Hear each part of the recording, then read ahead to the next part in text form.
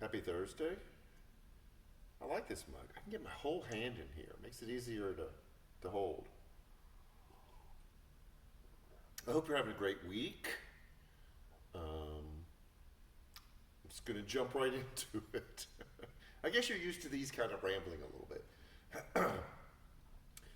Have you ever found yourself like stuck may not exactly be the right word, but have you ever found yourself like in a place or in a relationship or in a job that you never really intended to end up there, but just a series of little tiny decisions kind of diverted your path into a direction and eventually a place that you really hadn't planned? Like when you started out, it was like, this is what I hope happens. And then you get a year, 2 years, 5 years down the road, and you find yourself way off where you were hoping to go.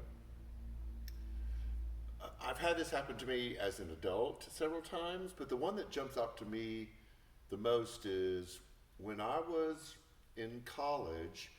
My original major was meteorology, and I didn't want to be the TV weather person.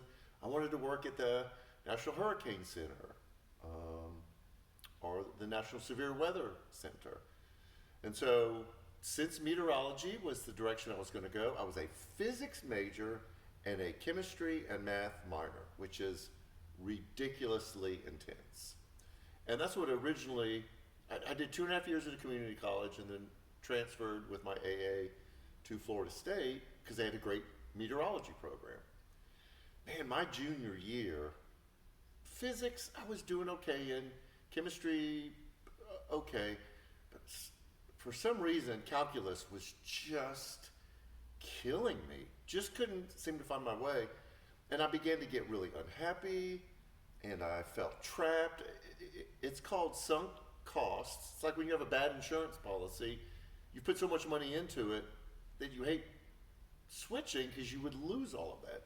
And I put 3 years of hard work into kind of going into this career and then just found myself in a place I never intended. And what was happening inside of me was I was beginning to lose hope and any kind of desire or drive to finish what I was doing. And I could feel myself floundering. I mean, floundering badly.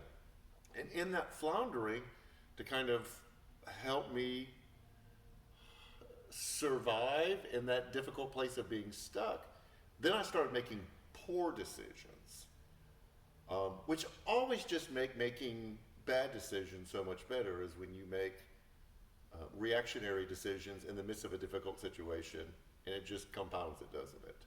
The problem is there's so much that comes when you find yourself stuck in a place. There's shame, like I don't want to tell anyone. There's guilt, like what did I do? Where did I mess up? Am I not good enough? You begin to isolate yourself or hide yourself in non-serious people. And that was a difficult place to be in. So I know deeply what this feels like to be stuck, to be in that place that you never intended to be. We've hit some really difficult topics in this series, Finding Yourself in Those Who Follow Jesus, talking about pride and control, talking about like cocooning ourselves with beliefs that comfort us rather than being challenged by who Jesus really was. And this Sunday we talk about finding ourselves in a place that we never intended, that we're stuck. And so there's this rush of, like I said, shame and guilt and all of these emotions that are trying to cover up the fact that you don't know what to do. And the story that we look at, I think we find the perfect person who followed Jesus that found himself in the same place. And it's the calling of Matthew. Matthew had become a traitor. He had turned against his own people, his own friends, and was isolated and was alone. And I'm sure found himself in a place that he didn't think he was going to be when he was younger.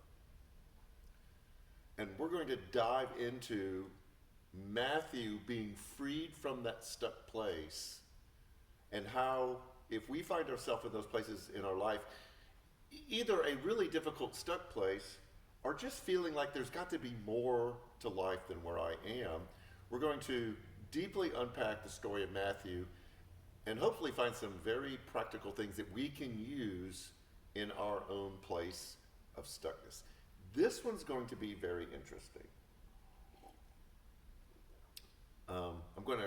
I've already crowdsourced the after party group, trying to pull some ideas about how to fill in this message. So join us Sunday for how to get unstuck. We have a lot going on. This Sunday is Fat Sunday. We've been talking about it for weeks. You want to come to this. No planned games or agenda on Sunday. Immediately after the worship service, we're heading over to the community room. Authentic Cajun food. We're just going to hang out together. We will have fun. There's an inflatable for the kids, so the kids can come play. So that's this Sunday, immediately after worship. And then next Wednesday is our Ash Wednesday service, where we begin this process of really going through the specifics in our life of where we might be stuck. It's a very meaningful, it's a very low-key and reverent service. It's at 6:30 on the 22nd. It'll be a very short service. We'll be done by 7 or a little after 7, so you can have the rest of your evening. We've got food pantry next Sunday, so spread the word that we'll be handing out perishables and non-perishables. We're seeing a lot of new faces, so we're going to kind of step up our game to find out how we can be church for you, not only in the auditorium, but online, and joining us for after party. So it's really been exciting, and we want to know how we can help you, how we can be church for you. Also, next Sunday, our students meet too. I forgot about that.